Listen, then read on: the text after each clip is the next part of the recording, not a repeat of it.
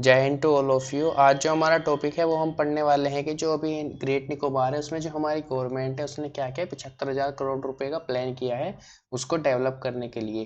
तो ये हमारे लिए कैसे इम्पोर्टेंट है और यहाँ पे इसमें चाइना का भी रोल है कि चाइना के पर्सपेक्टिव से हमारे लिए क्यों इम्पोर्टेंट है या हमारी इकोनॉमी के लिए क्यों इम्पोर्टेंट है, वो हम सारी आज इसमें बात करने वाले हैं। तो अगर आप ये मैप देख रहे हो, जो अंडमान है और एक हमारा ये निकोबार है, तो ये दोनों हमारे जो आइलैंड है बे ऑफ बंगाल में पड़ते हैं। तो ये हमारे जो इनको बोलते हैं ग्रुप ऑफ आइलैंड भी बोलते हैं, क्योंकि यहाँ पे 800 से ज़्यादा जो है आपके आइलैंड पाए जाते हैं। और इन दोनों के बीच में जो इन दोनों को अलग करता है वो 10 डिग्री चैनल, अगर आपको पता हो तो इसी के बारे में हम बात कर रहे हैं। तो अभी 2021 में भी ये न्यूज आई थी कि जो नीति आयोग था उसने बोला था कि हमारे पास ऐसी कोई इन्फॉर्मेशन नहीं है कि हम ग्रेट निकोबार में डेवलपमेंट कर रहे हैं, क्योंकि ये चीज़ें जो है काफ़ी सीक्रेट रखना चाह रही थी गवर्नमेंट। लेकिन अब क्या है कि प्रोजेक्ट को बोल दिया है कि जो ग्रेट निकोबार का जो प्रोजेक्ट लेके आई है गवर्नमेंट, वो 75,000 करोड़ रुपए का लेके आई है, जिससे कि वो यहाँ पे उन्होंने इसको ग्रीन फ्लैग दे दिया है।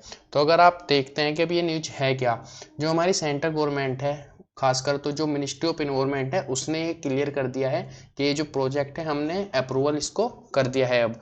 तो अगर आप ये यहाँ पे मैप देख रहे हो, तो इस मैप में देखो ये ऊपर अंडमान के जो आइलैंड है वो है और नीचे निकोबार वाले हैं। और इन दोनों में अगर आप कंपेयर कर रहे हो तो जो निकोबार के हैं हमारे, वो काफ़ी छोटे हैं कुछ जो इनसे आइलैंड है। तो आप सबसे नीचे अगर इसमें निकोबार आइलैंड में देख रहे हो तो यहाँ पे ग्रेट निकोबार पड़ता है, जहाँ पे ये पूरा प्रोजेक्ट बनने वाला है। अगर आप इधर साइड में मैप देख रहे हो तो ये पूरा मैप है जो ग्रेट निकोबार आइलैंड का है। तो इसके भी साउथ में जो साउथ वाला पार्ट है उसमें ये सारी चीज़ें बनने वाली है। अब देखते हैं बनने वाला क्या है। तो सबसे पहले यहाँ पे जो ग्रीनफील्ड इंटरनेशनल एयरपोर्ट बनना है।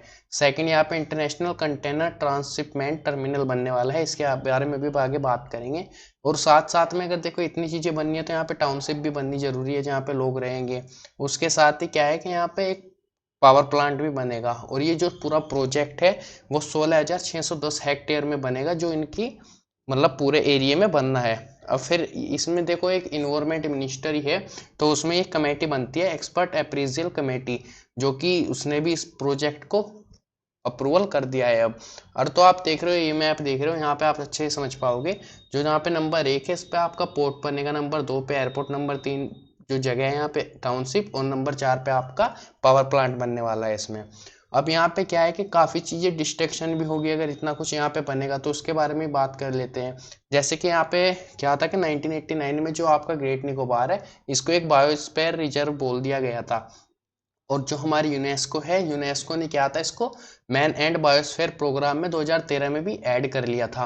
और ये एक ग्लोबल बायोडाइवर्सिटी हॉटस्पॉट है। अगर हॉटस्पॉट क्या होता है कि देखो, जैसे आप यहाँ पे देख रहे हो जो बायोस्फीयर रिजर्व है काफ़ी सारे हैं इंडिया के, जैसे कि नंदा देवी है, कंचनजंगा है, पनामा है ना, पन्ना, ऐसे। तो ये क्या है कि जो आपका ग्रेट निकोबार है ये भी बायोस्फीयर रिजर्व में आता है। अब ये हॉटस्पॉट क्यों है? हॉटस्पॉट वो जगह होती है जहाँ पे आपकी बहुत ज़्यादा ग्रीनरी होती है। तो जहाँ पे ग्रीनरी रहती है उस एरिया को क्या है कि आप हॉटस्पॉट बोलते हो। तो ये यहाँ पे इसके प्रोस्पेक्टिव से भी काफ़ी ज़्यादा इंपॉर्टेंट हो जाता है। अब हम अगर इसमें बात करें कि यहाँ पे एक ट्राइब भी रहती है जो कि सोम्पेन ट्राइब है, और उसके साथ साथ यहाँ पे काफ़ी स्पेसीज भी पाई जाती है, जैसे कि रेयर फ्लोरा है, फोना है। और निकोबार मेगापोड जो है वो भी लेदर बैक टर्टाइल होते हैं। निकोबार मकाक और साल्ट वाटर क्रोकोडाइल भी यहाँ पे मतलब मिलते हैं हमें इसी ग्रेट निकोबार पे। तो यहाँ पे जो ईएसी है, जो कि ये कमेटी है, उसने ये भी बोला है कि यहाँ पे जो निकोबार मेगापोड है उसके 51 एक्टिव नेस्ट में से 30 नेस्ट तो उनके क्या होंगे कि पूरी तरह से डिस्ट्रॉय हो जाएंगे। और ये पूरी बात बताई किस चीज़ में, ये जब 22-23 तारीख को इनकी मीटिंग हुई थी, उस पूरी मीटिंग में ये बात है इनको बता दी थी। उसके साथ साथ यहाँ पे 8.5 लाख जो है वो तो ट्री यहाँ पे लॉस होंगे। 12 से 20 हेक्टेयर के आसपास मैनग्रोव जो कवर होते हैं वो भी यहाँ पे मतलब पूरे डिस्ट्रॉय हो जाएंगे। और इसके साथ ही ये भी बताया जा रहा है कि जो 298 हेक्टेयर है वो सी बेड भी यहाँ पे क्या होगा, ये एक तरीके से डिस्ट्रॉय हो जाएगा। और जो यहाँ पे कोरल है, कोरल ट्रांसलोकेशन है, उस पर भी इस चीज़ का इफेक्ट पड़ेगा। अगर हम देखें तो फिर इस चीज़ को मतलब इस जो प्रोजेक्ट को है इसको अप्रूवल ही क्यों दे रहे हैं अगर यहाँ पे इतना ज़्यादा जो है कि डिस्ट्रक्शन हो रहा है। तो इसके बारे में जो है हमारी होम मिनिस्ट्री उसने ये नोट दिया था कि ये स्ट्रेटेजिक और हमारे इकोनॉमिक इम्परेटिव से काफ़ी ज़्यादा इंपॉर्टेंट हो जाती है, क्योंकि ये क्या है कि हमारी इकोनॉमी को भी बढ़ाएगी। और स्ट्रेटेजिक देखो ये है कि जैसे चाइना है, चाइना का इंडियन ओशन में क्या है कि इस टाइम पे वो चाहता है कि वो वहाँ पे भी कब्जा कर ले, लेकिन हमारी स्ट्रेटेजी है कि वहाँ से हम क्या है कि इसको चाइना को बाहर रख सकें कि वो हमारे इंडियन ओशन में नहीं आ सके। और इकोनॉमिक पर्सपेक्टिव से क्यों इंपॉर्टेंट हो जाता है उसके बारे में भी हम अभी आगे बात करेंगे इसमें। तो देखो ये जो होम मिनिस्ट्री है उसने बोला था कि हमारे दोनों तरीके से इम्पोर्टेंट है। अब यहाँ पे हो क्या रहा है कि यहाँ पे एक जगह पड़ती है ग्रेट निकोबार में, गांधीनगर शास्त्री नगर एरिया। वहीं पे क्या है कि आपका एयरपोर्ट बनने वाला है, जो कि डुअल यूज एयरपोर्ट है वो बनेगा वहाँ पे। उससे होगा क्या, जैसे कि आपके जो मिलिट्री होगी और जो सिविल लोग होंगे वो दोनों के लिए यूज हो पाएगा। और इसमें जो मिलिट्री है इसका ये ऑपरेशनल कौन करेगा, इसको कंट्रोल जो ऑपरेशनल कंट्रोल करेगा वो करेगी आपकी इंडियन नेवी, उसी के कंट्रोल में यहाँ पे ये होगा।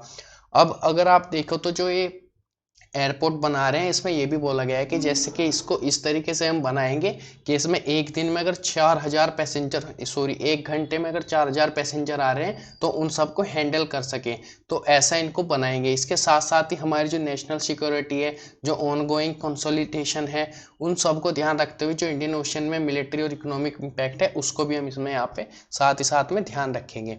अब काउंटरिंग चाइना का मतलब देखो, इसमें चाइना को काउंटरिंग क्यों हो रहा है, अगर मैं आप इसको बता दूं, क्योंकि आपको पता ही है कि जो हमारा इंडियन ओशियन का जो रीजन है उस पे चाइना मतलब किसी तरीके से कब्जा करना चाहता है, लेकिन इंडिया उसको नहीं करने देना चाहता है।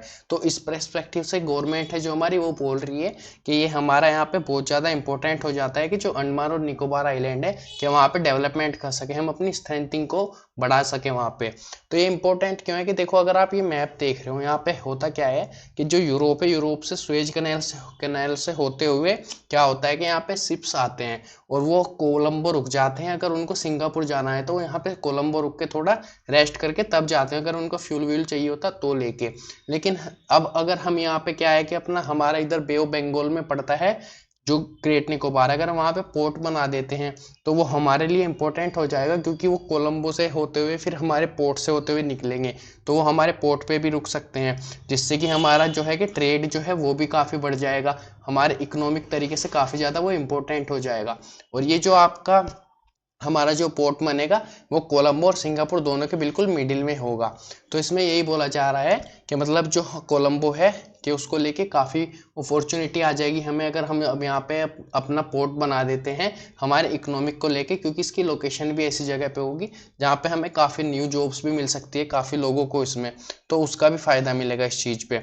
अब है क्या कि इसमें ये भी है कि मतलब इसको लेके कोई प्रोटेक्ट वगैरह भी है क्या, तो हाँ ईएसी की जो रिपोर्ट है, जो हमारी ईएसी है उसकी जो रिपोर्ट थी उसने बोला है कि यहाँ पे कंजर्वेशन एंड मैनेजमेंट प्लान्स बनाए जाएंगे, यानी कि उसको लेके क्या, जैसे कि यहाँ पे हाई फंडिंग दी जाएगी, जो यहाँ पे जैसे कि एडेमिक है, एडमिक यहाँ पे जो एंडेमिक मतलब स्पाइसेस हैं और मैनग्रोव्स हैं, जो कोरल्स हैं, उनको सबको बचाने के लिए, उनको सबको अच्छे से मतलब रखने के लिए, तो यहाँ पे हमको काफ़ी हाई फंडिंग चाहिए होगी। जैसे कि जो ईएसी है उसने इसके लिए क्या है कि 3 कमेटी बनाई है जो कि अलग अलग है, जैसे कि एक पोल्यूशन को देखेगी, एक बायोडाइवर्सिटी को वहाँ के, और एक वेलफेयर इशू जो कि हमारे जो सोपमैन और वहाँ की जो निकोबारीज ट्राइब्स हैं उन दोनों को लेके ध्यान रखेगी उस चीज़ के बारे में।